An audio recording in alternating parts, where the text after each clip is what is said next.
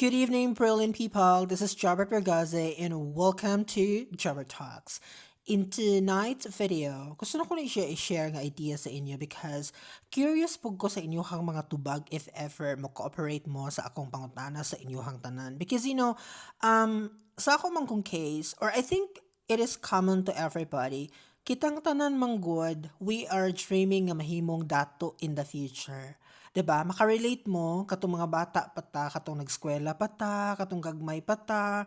Ang atog yung pangandoy nga pagmudako ta, gusto ta mahimong millionaire. Gusto gid ta mahimong kwartahan. Kinsa man intawi usa ka individual here nga nagdako siya, unya ang iyang pangandoy mahimo siyang pobre in the future. I think we cannot find somebody who is like that.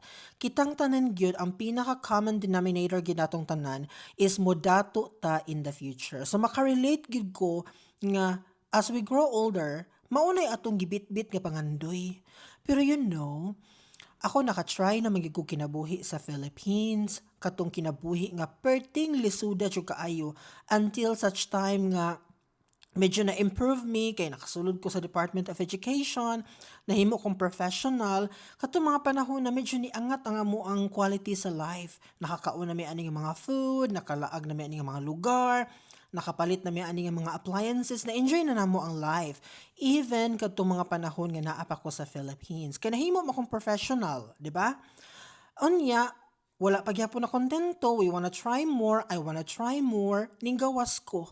So karon na ako sa another country nag-work as a teacher.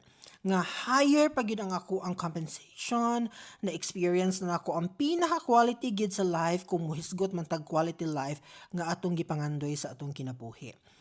Now, maingon ta nga kitang tanan nangandoy nga mahimong dato in the future. Yes, mo agree ko ana. Kay kinsa man intay tawo nga dili maghandom nga mahimong dato.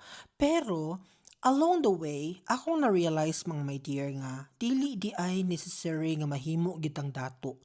Mahimo tang pinakakwartahan. Nabag-o ang ako ang perspective sa life. Kanang ang ako manggong dream sa una is mahimo gyud kong millionaire, mahimo kong pinaka-famous, mahimo kong pinakakwartahan. Pero along the way, dili di ay siya lalim kabuton. Kay kung kana manggani nga butang imuhang ma-achieve, dapat ready ka nga na kay something na i-sacrifice sa imuhang kinabuhi.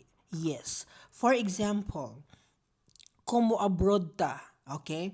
Aware gitang tanan nga once nga nag-work na ta sa another country, there is money. Tinuod gina siya mga my dear. Naagi kwarta in another country. Nindot ang atong compensation, dako makasave gid ta, unya everything nga gusto nato sa kinabuhi. Actually, kaya ginato siya paliton. For example, diri amo sa Taiwan nag-work, everything nga imuhang gusto, kaya gid mo siya paliton. Unya, di gyud ka mahuddag kwarta mga my dear, that's true. Naagyoy kwarta permi imong pitaka, imong bag, everything else, naagyoy kay ikapalit, afford gid nimo tanan. Pero matingala gyud ka sa kinabuhi, naagyoy kay dapat isakripisyo. Ug kana nga butang bugat for me kay happiness man na ako siya. I have everything here, na ako'y kwarta, naa sa ako atanan, I can afford, pero wala ko sa amo ang pamilya, wala ko sa amo ang balay, wala ko sa kinabuhi nga akong nadak-an, di ba? So, every day imuhan na siyang antuson. Adunay kwarta pero dapat na apo kay isakripisyo og antuson. Muno ni ana ko sa kong self ba nga, dili di ay necessary nga mahimo tang pinakakwartahan or dili necessary nga madato gyud ta. Ang importante hamugaway nga kinabuhi. Kana pang wala tay kaaway, wala tay kanang giagrabyado nga mga tao, aduna tay utang pero gapadayon tang gabayad, wala na to siya gitakasan, giatubang na to itong mga problema, maayo ang atong pakigistorya sa mga tao, dili siningkitay, wala ta nakig-away. Ingon ana di ay unya ang atong relasyon sa ato ang pamilya, most especially grabe ka maayo. For me, maunay yaman na ako karon. Na-realize na ko nga di na ako kailangan og ginto, di na ako kailangan og kanang millions nga kwarta, di na ako kailangan og daghang ari-arian sa kinabuhi.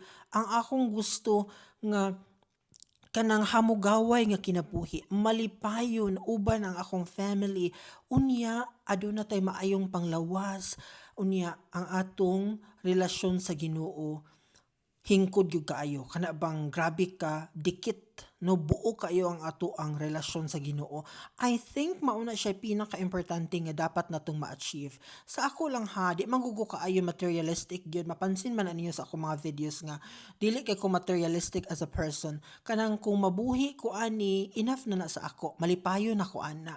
Lahi-lahi man tag life. Pero kana akong gi-share sa inyo ha, bunga ni siya sa akong realization here in another country. Kay ako naman yung na-experience tanan. Kung moingon ta nga, sir, imo man ang kanang idea, sir, because wa man gud kani agi ka dato. No. Para sa ako ang akong experience in another country gyud makaingon jud ko nga mura na pug ko kwartahan gyud kay diri amang good afford nimo tanan. Pero ang pangutana, gipangandoy ba gihapon ni Jobert nga magdugay siya ani nga kani nga life? No. Wala gyud nako na siya gipangandoy. Kung ikaw nangandoy ka nga mo stay ka ani nga kinabuhi forever, that's your life. Pero ako, no.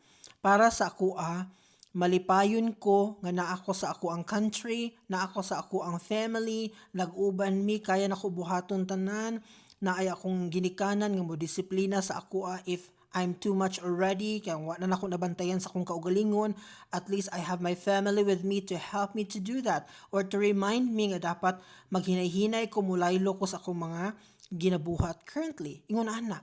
Kay kana siya nga mga element mga my dear, pwera lang kung dad-on mo imong family here. Okay, you are in different angle. Dili ta pareha og linya nga gidaganan. Pero sa akong case nga ako ra isa diri unsay ka nang maghinuklog bitaw ko kanang ako ra isa niya mag-reflect ko, makaingon jud kog dili gidi ay kwarta ang makahatag sa atuag kalipay. Dili ang opportunity ang makahatag sa atong kalipay. It is the presence of the people nga atong gi-care o gi-love. Kanang mga tao nga para sa atua, grabe ka authentic kaayo ang relationship sa atua, sila gidi ay ang tinuod nato nga yaman. So kamo, puhon-puhon, mulaban man gid mo sa inyong journey in another country, wa ko gapugong ana. Mo na ang akong idea sa inyo nga gina-share gyud, mag-set mo og time kung pila ra mo ka years and then go back to your family in the Philippines. Kay ang atong kinabuhi diri naatanan, afford nimo, pero we have to accept the fact nga naa kay i-sacrifice. Naay mga butang nga dili nimo ma-experience because you are away from your family. Ingon ana siya no. So na-experience naman ako tanan. Liana dyan ko sa akong kinabuhi mga my dear nga. Mubalik ko sa akong life, puhon, katong simple na ko ang kinabuhi, kay para sa ako, mo ito'y pinaka-perfect gyud nga set up sa life. No? Kana pang, dili ko kailangan nga mo shout sa buong mundo nga, hello everybody, I have everything here, I can go to that place, I can buy this thing, or whatever. Dili na kailangan. Kay, na-experience naman na nimo. And then, you can also experience that one in the Philippines. Nga lang, dili ingon anak kapaspas ang atuang progress. Di na to siya dahin ma-achieve kay ginagmay ron po natong income lagi sa Philippines. Pero, ang kalipay wala gyoy limitasyon. Mao gina akong na-miss gid sa ako ang life in the Philippines nga kana ang katawa bito together with your friends, your colleagues, and anybody in your life nga very close to you. Wala gyoy humpay ang kinataw-anay mga dear, buhak-hak to the highest level nga dili nimo ma-experience in another country. I don't know sa inyo experience ha, pero sa akong case manggod wala na ko na siya na experience. Siguro because I'm afraid also to make any circle here. Dili po ko kaayo naga-trust gid og tao nga mahimo na akong very close friend niya ma-part ko sa ilang circle. I'm not like that manggod. Kay ang ako amang ginatan-aw katong mga nasubukan na nako nga mga person back in the Philippines, sila ra pud ang akong ginasaligan nga maki-enjoy ko sa ila. But then, again and again, ang points atong video karon akong gi-share sa inyo nga ang simple na to nga kinabuhi at some point if ato siyang i-understand ug appreciate mao din na pinaka beautiful life nga atong puy-an aning kalibutana. That would be all for tonight. See you again tomorrow for another meaningful conversation. Bye bye.